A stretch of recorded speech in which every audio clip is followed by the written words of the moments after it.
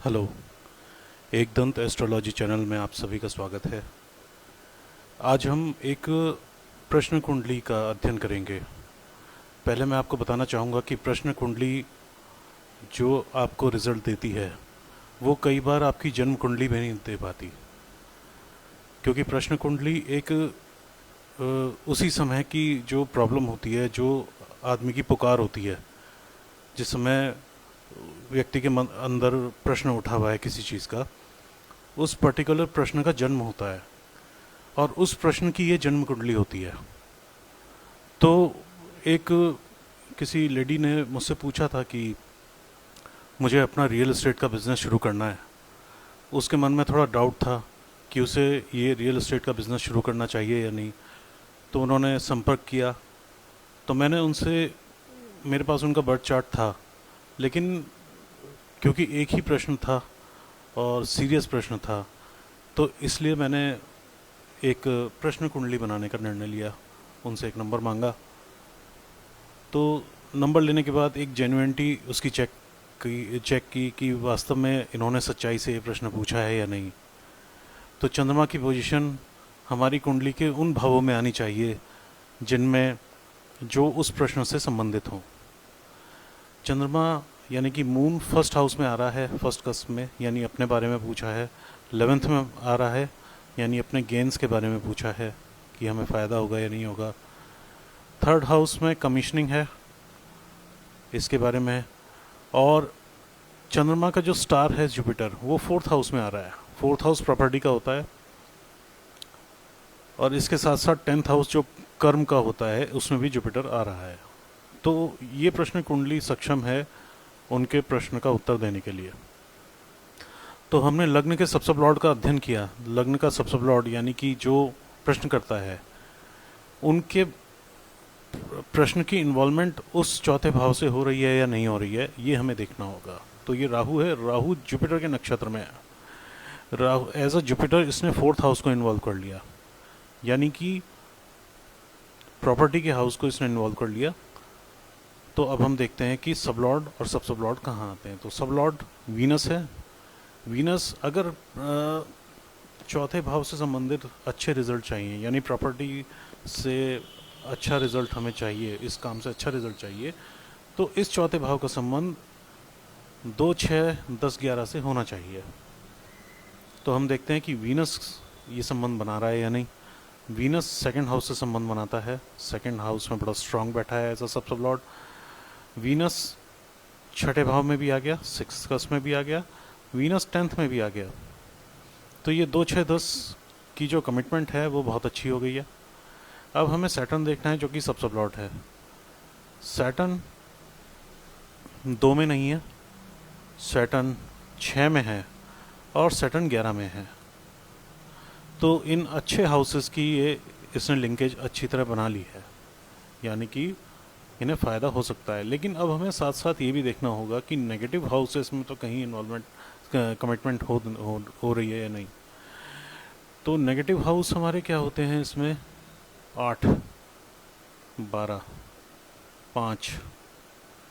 तो सब लॉर्ड जो वीनस है वो 5 में भी आ रहा है। वीनस 8 में नहीं आ रहा, वीनस 12 में नहीं आ रहा, लेकिन जो सैटर्न है सब लॉर्ड, वो 8 में आ रहा है और 12 में आ रहा है, और 12 में यहाँ पीएस हुआ बैठा है।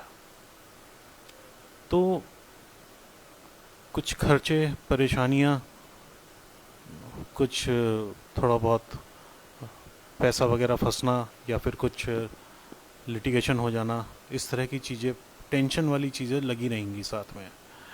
एकदम क्लियर कट नहीं है, श्योर शॉट नहीं है, लेकिन ये सब परेशानियां भी साथ में आएंगी। अब देखते हैं कि जो फोर्थ कस्प है हमारा, जो प्रॉपर्टी का है, ये हमें क्या प्रॉमिस देता है। तो फोर्थ सब लॉर्ड है वीनस। तो वीनस के ही नक्षत्र में है, राहु के उप नक्षत्र में है। तो वीनस ने फोर्थ हाउस को ही इन्वॉल्व करा, सेकंड को इन्वॉल्व करा। तो फोर्थ को इन्वॉल्व करके एज अ वीनस, राहु हम देखते हैं 2 में है, नहीं है, 6 में नहीं है, 10 में नहीं है, 11 में नहीं है। तो प्राइमरी हाउस जो हमारा फोर्थ कस्प है, फोर्थ हाउस है, इसने कोई अच्छा प्रॉमिस नहीं दिया एज अ सब लॉर्ड। राहु का PS 12th हाउस में है, और राहु कहाँ कहाँ आता है, 5 में आता है, और कहाँ आता है, Rahu as a Saturn Jupiter हमें देखना होगा। सैटर्न हमने देख ही लिया था कि 6 और 11 में भी है, साथ साथ नेगेटिव हाउसेस में भी है। और जुपिटर कहाँ है, जुपिटर 4th में है और 10 में है हल्का सा, और 3 में है। ऐसे कोई खास लिंकेज 4th हाउस में नहीं दी। अब 10th हाउस देखते हैं जो कर्म का हाउस है। 10th का सबसे लॉर्ड केतु है। केतु सूर्य के नक्षत्र में है, केतु का PS नहीं है। तो अब हम सूर्य देखते हैं, सूर्य से इसकी कहाँ कहाँ इन्वॉल्वमेंट हुई। 2nd हाउस में हुई और 3rd हाउस में भी। 2nd हाउस मनी का हो गया और 3rd हाउस कमिश्निंग का हो गया। कमिश्निंग का उनका काम है। साथ के साथ ये 2nd हाउस में भी इन्वॉल्वमेंट आ रही है। तो मैंने उनसे पूछा कि कहीं आप पैसा लगा के तो काम नहीं करने जा रहे। तो उन्होंने कहा था कि अभी तक तो हम कमिश्निंग से कर रहे थे, अब हम पैसा लगा के काम करना चाहते हैं। तो आप ये देखिए कि हरारी ने कितनी क्लियर कट सब कुछ दिखा दिया कि वो पैसा लगाकर भी 10th की इन्वॉल्वमेंट जो है 2nd हाउस से आने का मतलब है कि पैसा लगा के काम करने की बात है। अब सब लॉर्ड मून है, तो मून कहाँ है हमारा, 2, 6, 10 में है कहीं, तो 2 में नहीं है, 6 में नहीं है, 10 में नहीं है, पर 11 में है। ये एक अच्छी बात है, 2nd और 3rd को इन्वॉल्व करके 11 में आ जाना। लेकिन मून हमारा 5th में भी है और 12th में भी है, और 12वें कस्म में इसका PS भी है, तो 12 में बहुत स्ट्रांग है। तो ये हमें मिक्स रिजल्ट देता है। 2nd को इन्वॉल्व करके 1st में भी जा रहा है, तो इसको नेगेट भी कर रहा है ये। और अब देखते हैं कि सब लॉर्ड कहाँ जाता है। सब लॉर्ड मरकरी है। जब सब लॉर्ड अच्छे और बुरे दोनों हाउसेस में आ जाए तो सब लॉर्ड डिसाइड करता है कि उसके रिजल्ट कैसे होंगे। तो मरकरी हमें देखना है। मरकरी 2 में है, मरकरी 6 में नहीं है, और मरकरी 10 में है। तो मरकरी ने 2 और 10 को कमिट कर दिया। अब मरकरी हमें देखना है किसी नेगेटिव हाउस में तो नहीं है। मरकरी 8 में भी है और मरकरी 5 में भी है। मून के साथ मरकरी 5 में है। 10 को इन्वॉल्व करके 5 में कमिट और फाइनल कंफर्म हो जाना, ये सबसे नेगेटिव पोजीशन होती है। काम में कंटिन्यूटी नहीं आ पाती, थोड़े कष्ट होते हैं, परेशानियाँ होती हैं, ये सबसे ख़राब लिंकेज होती है। तो अब हम इच्छा पूर्ति देखते हैं। इच्छा पूर्ति क्या कहती है, सैटर्न के थ्रू। 11th हाउस का सबसे लॉर्ड सैटर्न है, सैटर्न अपने नक्षत्र में है, और मरकरी सैटर्न। तो सैटर्न ने इन्वॉल्व किसको किया, सैटर्न ने इन्वॉल्व किया 8th हाउस को किया, 4th को नहीं किया। सैटर्न ने इन्वॉल्व करा 12th हाउस को करा, सैटर्न ने इन्वॉल्व करा 6 को करा। 6 को इन्वॉल्व करके मरकरी सैटर्न, मरकरी सब लॉर्ड 5th में आ गया। 6 को इन्वॉल्व करके 5th में आ गया, यानी कि इसने नेगेट कर दिया 6th हाउस को। ये सक्सेस का हाउस है। 6th हाउस KP में सक्सेस का माना जाता है, लेकिन इसने जब इसको नेगेट कर दिया तो इसका मतलब ये है कि काम में सफलता मिलने का जो योग है वो अच्छा नहीं है। अब सब लॉर्ड फिर सैटर्न है, तो सैटर्न फिर यहाँ 12 में भी है। 12 में बड़ा स्ट्रांग है सैटर्न, क्योंकि PS भी है और पोस्टेड भी है, 8th में भी है। तो कुल मिलाकर ये बहुत अच्छी लिंकेज नहीं है। हमारा जो 10th कस्प है और इच्छा पूर्ति का भाव है, ये अलाउ नहीं कर रहा कि आप पैसा लगा के काम करें। हम दशा देख लेते हैं। दशा जुपिटर की चल रही है। जुपिटर जो है राहु के नक्षत्र में है और राहु के ही सब में है, तो हम इन दोनों को क्लब कर लेते हैं और फिर मरकरी से कमिट करते हैं। तो राहु ने किसको इन्वॉल्व करा है, हमने देखा था पहले, राहु ने 5 को करा है, और Rahu as a Jupiter Saturn 4 की इन्वॉल्वमेंट आ गई है। और मरकरी कहाँ आता है, 3rd में आ गया, 4 को नेगेट कर रहा है, हालांकि 2nd में आ गया, अच्छी बात है, और फिर 10 में आ गया, साथ के साथ नेगेटिव हाउसेस में भी है। तो कुल मिलाकर यही है कि बहुत अच्छा एक दशा तो न्यूट्रल हो गई है। अब फिर राहु की भुक्ति चल रही है।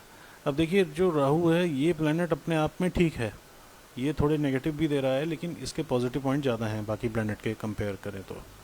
इसका टाइम कब तक चलना है? इसका टाइम चलना है 1.25 साल, अगले साल सितंबर तक चलना है। तो ये सब कंक्लूज़न निकालने के बाद उनको यही सलाह दी है कि आप एक तो पैसा लगाकर काम ना करें और बहुत सिक्योरिटी के साथ अपना काम करें, क्योंकि इसमें आपको परेशानियां भी काफ़ी झेलनी पड़ेंगी और लाभ जो है थोड़ा कम होगा आपको, क्योंकि इच्छा पूर्ति और 10th कस्प ये दोनों अलाउ नहीं कर रहे। तो आप इस भुक्ति का फ़ायदा उठाइए 12/9/26 तक। तब तक आप काम कीजिए, मेहनत कीजिए इस क्षेत्र में, यानी प्रॉपर्टी के फील्ड में। यही चीज़ हमने इनकी बर्थ चार्ट से कंपेयर की थी।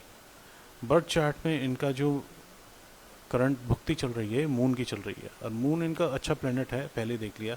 ये भी 10/5/26 तक चल रहा है। मून मार्स सैटर्न राहु, तो मार्स ने 2, 6, 10 को इन्वॉल्व कर लिया। बहुत अच्छी लिंकेज है मून की।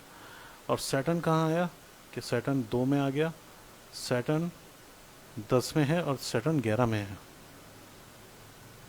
तो ये जो भुक्ति है ये मून की, ये राहु के साथ टैली कर रही है।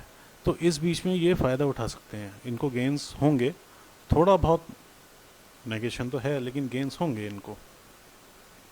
तो यही कहा गया कि ज़्यादा रिस्क ना लीजिए और आप काम कीजिए और अलर्ट होकर कीजिए, कागज़ों पर मजबूत रहिए। यही उनको सजेशन दिया गया।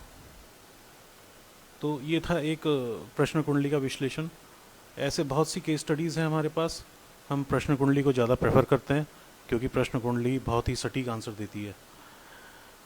अगर आपका कोई प्रश्न हो तो आप ज़रूर कमेंट्स में डालिएगा। Thank you very much.